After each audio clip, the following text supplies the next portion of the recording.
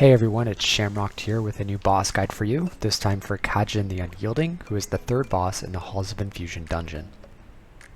This boss is one of my personal favorites between both Season 1 and Season 2, just due to the sheer amount of HPS that is required. If you ever wanted a simulation of constant rot damage to see how much healing you can pump out, look no further than this fight. Because of this, however, it has proved to be quite a challenging fight, not necessarily because of the healing that is required, but more so the mana usage that comes with this amount of HPS pumping. If you do not use your heals wisely and carefully, and say just chain heal spam the boss, you will run out of mana far before the fight ends and your group will likely wipe. Hopefully this guide can help you with the strategy I use to spread out my cooldowns, and really use Cloudburst Totem to the best of my ability in order to get free healing that tops up the group and gives you some room to breathe throughout the fight. First, we're going to take a look at the talents that I use. I do actually have a full Halls of Infusion guide. It was fortified, so it's a little bit different now that it's on Tyrannical. So I'm just going to go over the few important things that I really feel are needed for this specific boss fight. So first, on the left tree, what you really want to do is spec into Totemic Recall and Creation Core, and this is basically going to give you 2 free Cloudburst Totems throughout the fight. So Totemic Recall will reset the cooldown of your most recently used totem with a base cooldown shorter than 3 minutes, and then Creation Core makes it affect an additional totem. So when you have both of your Cloudbursts done and on cooldown, you can pop this button and both of them will come back up, which is pretty incredible for a fight like this, where Cloudburst just eats so much healing. So yeah, definitely I would 100% recommend going into this talent if you're going to do this fight.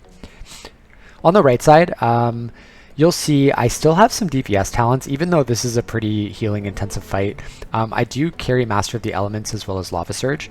I actually find those pretty important for this fight because they not only help you do some more damage so that the fight ends sooner, but Master of the Elements, when used correctly, will buff some of your healing as well, which can really help in this fight because every little bit of healing helps. Otherwise, I am playing Continuous Waves, so fully talented into Primordial Wave. I'm playing Wave Speaker's Blessing as well to capitalize on that.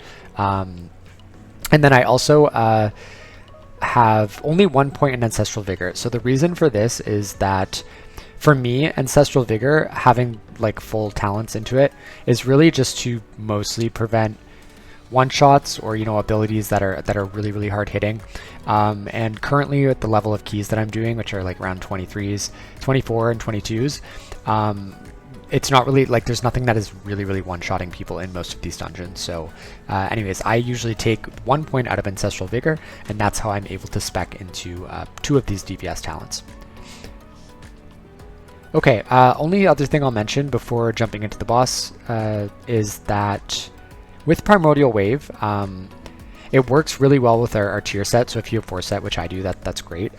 The bonus healing that you get affects the Primordial Wave cleaves that you do, which is fantastic. It really helps. And then the other thing is that there's a handy weak aura that Spectre Shock, who is another really good Resto shaman.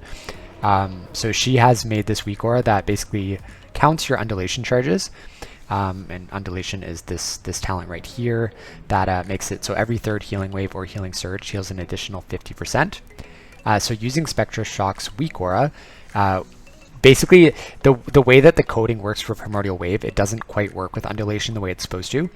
So with Spectre Shock's weak aura, you can sort of track the counts for undulation, and basically what you need to do is, if you use Primordial Wave when your count is at 2, which is 1 before you actually get the actual buff, your next healing wave is going to basically count as 1, and then the cleaves all count as a different one. So if you use this weak aura and cast healing wave after casting Primordial Wave when the count is at 2, it's going to buff all of the healing wave cleaves, which is pretty crazy. So if you have Riptide on all of the people in your party, or even 4 people, it's going to do a massive healing wave on all of them. And even better, if you have Cloudburst Totem down, that's going to be some big juicy fuel for your cloudburst. So that is something I definitely recommend that you pick up. Once again, it is in the Resto Shaman Discord. So if just head on over there, and it's pinned, so you can get that weak aura, and you can ask Spectre Shock herself if you need any tips on how to use it.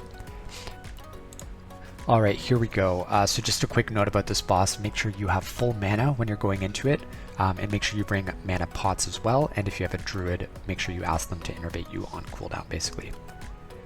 Also, personals, like personal defensives, should be used pretty liberally by everyone, so don't be afraid to tell your group members that as well. Basically, the way this fight works, there's no moment where the damage increases or decreases. There are a few mechanics that obviously you have to dodge and you have to get behind the ice things, but other than that, the rot damage that she does on everybody is just a constant dot that's going to tick for the same amount throughout the entire fight. So because of this, I actually pretty much start big. I use Ancestral Guidance, I put Riptides on everybody, I use a Primordial Wave, and then using that weak aura that I mentioned before, I use my Healing Wave to proc the cleaves when the stack is at 2, and that is really good. All of this is while a Cloudburst totem is down as well, and this is going to give you some breathing room at the beginning of the fight. It's also a very efficient way to keep everybody topped up. You'll notice with Lava Surge, I have Flame Shock on the boss at all times, or at least I hope to. And when those Lava Surge procs happen, I usually cast my Lava Burst, and then that will buff either a Chain Heal or a Healing Rain mostly, and sometimes it'll even buff like a Healing Wave or a Healing Surge, which is great. Try to keep Healing Rain down as much as you can. The group should be pretty stacked, and it's going to give everybody that Deluge buff from the Deluge talent that is going to help out, as well as do healing. And if you have 2 set or 4 set, it's going to help with those procs as well.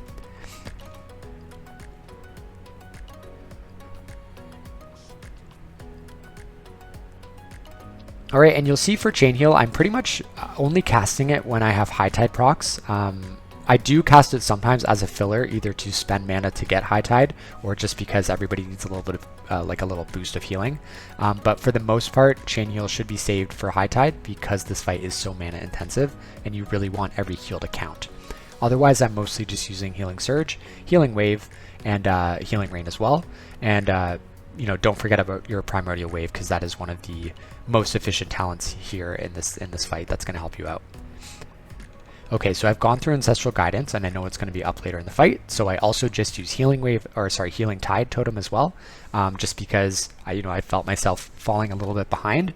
So that's going to act as a boost or a buffer and heal in the background while I catch up and get everybody else topped up as well.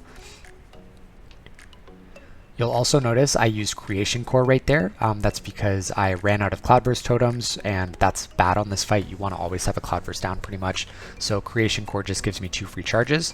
So also you'll notice I really actually messed up there, and I aimed the Frost Tornado directly at the ice that we were going to hide behind. So we had to run. So that being said, if you are going to hold any cooldown, Slink is probably the one I would save for a dicey moment like that where you guys have to run or reposition or something like that, because that's just going to help keep everybody alive, especially if the tank's in there. They're not taking a lot of damage for this fight, so they can act as sort of a health battery for everyone else. I also used Ascendance there as well when I was a little bit nervous. That was actually during the Slink. And reason being, once again, because we had to run so far. So normally I would try to space those out a bit, but what can you do when you mess up a bit, I guess. Anyways, other than that, once again, you're really just trying to be conservative with what you're healing here. Once again, I'm not sitting here spamming Chain Heal. That is the most important thing I can impart to you. I'm mostly Chain Healing when I have my High Tide procs. Otherwise, I am using Healing Surge, Healing Wave mixed with Primordial Wave, and that should be enough to keep everybody alive in between your High Tide procs. And then those big Chain Heals that you have High Tide for are going to really top everyone up and really juice your Cloudbursts to make those more effective as well. And you'll see once Ancestral Guidance came up, I used that right away. And now we're getting towards the end of the fight where there's about 20% HP left. I have no cooldowns left, but I was pretty confident at this point that with my regular kit, I should be able to keep everyone alive. And once again, big shout out to Spectre Shock, because the weak aura that she's created for tracking undulation is so great for using Primordial Wave in that fashion. And it really acts as, to me, it makes Primordial Wave, which is literally on a 30-second timer if you have continuous waves as your talent. It turns it into like a big cooldown. It basically tops your entire group up, which is great, and it beefs up your Cloudburst if you happen to have it down. Okay, so looking back, this is the part of the fight where I was starting to think like, oh god, I hope we end this soon because I don't have anything left. I have one Cloudburst, so you know, let's make it count. I thankfully have lots of mana left, which is great. I was playing pretty efficiently here. I also have the Rashox Molten Heart Trinket, which really helps with mana as well. But even if I didn't, this should still be doable once again. And if you have a Druid with Innervate, that makes it even easier, so that's great as well. But yeah, see, not so hard. It really, this fight, if I could, you know, summarize it, it's all about staying cool, making sure you're doing the small mechanics that need to be done, making sure that you're moving out of the way and hiding when you need to hide. But other than that, it's really just spacing your cooldowns out, using your regular heal kit, not conservatively. I would actually say you need to use it aggressively for this fight, but in terms of mana conservation, that's what you really want to be concerned about. And what that means is that you can't just sit there and turret spam chain heal, because you are not going to have enough mana to last the fight if you do that. So in between your high tide chain heals, you should be using Healing Surge, Healing Wave, especially buffed with Primordial Wave, and hopefully you're using the Weak Aura that I've been mentioning a few times now. With your Cloudburst down, all of that together should, we have such a great kit for a fight like this. Like this is a dream fight, and I hope you guys have as much fun healing it as I do, because it really is. It's just a lot of fun to sort of push the limits to what your numbers can be.